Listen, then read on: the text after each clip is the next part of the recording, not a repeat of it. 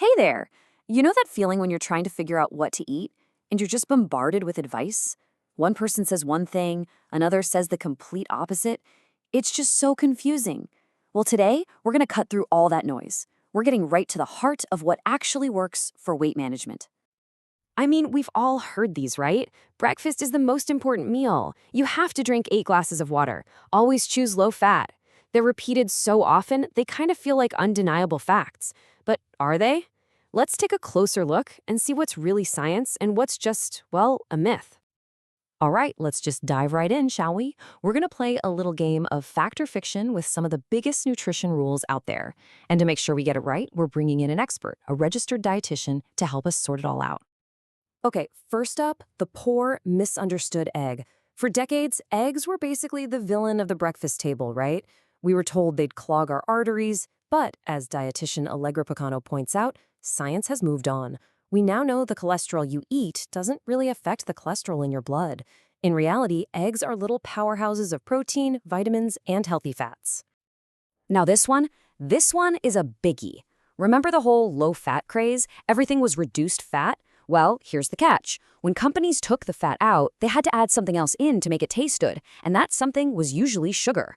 So you'd eat these foods, not feel very full, and end up eating more. Kind of ironic, huh? It turns out healthy fats are actually your friend. And what about the war on carbs? You know, diets like keto are super popular, and yeah, they can definitely help you lose weight in the short term. But as Picano says, they're really, really hard to stick with forever.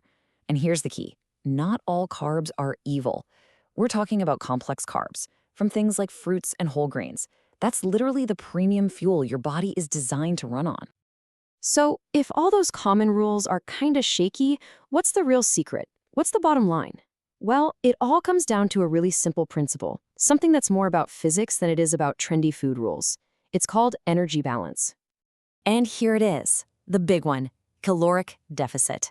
Now, I know it sounds super technical and sciencey, but I promise the idea is incredibly simple. It just means you're giving your body a little less energy or fewer calories than it needs to stay the same. When that happens, your body has to find that missing energy somewhere, and it finds it by tapping into your stored body fat. That's it. That's the mechanism for weight loss. And this lays it out perfectly. Think of it as two sides of the same coin. A caloric deficit is when you eat fewer calories than you burn. Perfect if your goal is weight loss. And a caloric surplus is just the opposite. You eat more calories than you burn, which gives your body the extra fuel it needs to build muscle. See? Neither one is good or bad. They're just tools for different jobs. I love this analogy because it makes everything just click. Your body is like a bank account, and calories are the money. A deficit is like spending a little more than you deposit, so you have to dip into your savings, your stored fat. A surplus is when you deposit more than you spend, so your account grows. It really is all about that balance. Okay, so the budget idea makes sense. But how do you figure out your personal budget? How many calories does your body actually need? Well, believe it or not, we can get a pretty good estimate. Let's walk through how to find your numbers. It really breaks down into 4 basic steps. First, you get your resting metabolic rate, or RMR. That's just the energy you burn doing nothing. You know, just existing. Then you add in your activity level. That total is your maintenance number, what you need to stay the same. And from there, it's easy. You just tweak it up or down by about 500 calories, depending on if you want to gain or lose. All right, so we've got the theory down. We understand the what and the why. Now for the fun part. Let's talk about the how. What are some smart, totally doable ways to actually put this into practice, whether you're aiming for a deficit or a surplus? Now listen, creating a deficit absolutely does not mean you have to walk around feeling hungry and deprived all the time. No way. The trick is to choose foods that fill you up without packing in a ton of calories.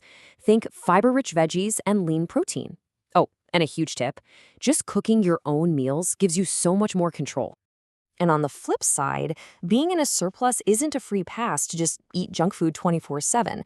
I mean, you could, but if you want to build muscle instead of just gaining fat, you need a clean surplus.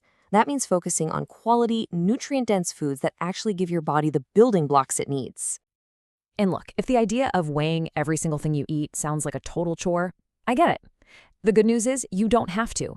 You can use simple visual guides. For instance, a serving of nuts, which are a fantastic calorie-dense snack, is about the amount that fits right in the palm of your hand. Simple as that. Okay, so we've talked a lot about numbers, and they can be a really helpful guide, for sure. But they aren't the whole story, not even close. So for this last part, I want us to zoom out a little and look at the bigger picture of how we relate to food. This right here, this is probably the most important thing to remember. Calories are a measure of energy, yes, but food is also information. It's fuel. Think about it. 200 calories from an avocado and 200 calories from a cookie are going to have wildly different effects on your body, your hormones, and how hungry you feel later. One is nutrition. The other is, well, just calories. So instead of getting totally obsessed with tracking every little number, what if we started tuning into our body's built-in feedback system?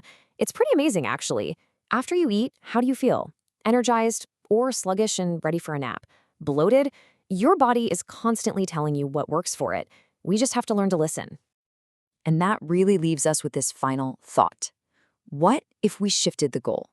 Instead of chasing a number on a scale, what if we focused on building habits that make us feel amazing, energized, strong, and vital?